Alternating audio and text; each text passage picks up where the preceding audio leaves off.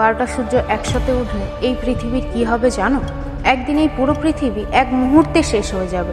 হিন্দু ধর্মগ্রন্থ অনুযায়ী কলিযুগের মোট সময়কাল 4,32,000 বছর। এই যুগ যত শেষের দিকে যাবে মানুষ ততই অমানবিক হয়ে উঠবে। এমন সময় আসবে মানুষ মাত্র 20 বছর বয়সেই বৃদ্ধ হয়ে যাবে। শরীর থাকবে কিন্তু শক্তি থাকবে না। নৈতিকতা আর মানুষত্ব প্রায় বিলুপ্ত হয়ে যাবে। শাস্ত্রে বলা হয়েছে একদিন পবিত্র গঙ্গা নদী শুকিয়ে বৈকুণ্ঠ ধামে ফিরে যাবে।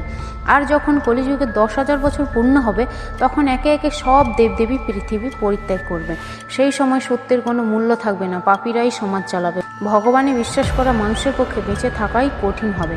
ঠিক তখনই ঘটবে মহাঘটনা। ভগবান বিষ্ণুর দশম ও শেষ অবতার কল্কি অবতার জন্ম নেবেন।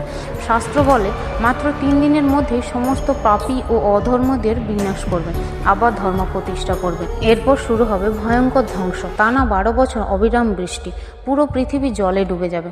তারপর একসাথে 12টি সূর্যের উদয়, তাদের তাপে পৃথিবীর সব জল শুকিয়ে যাবে। সব ধ্বংসের পরে জন্ম নেবে নতুন ভূমি, নতুন মানবিকতা, নতুন আশা।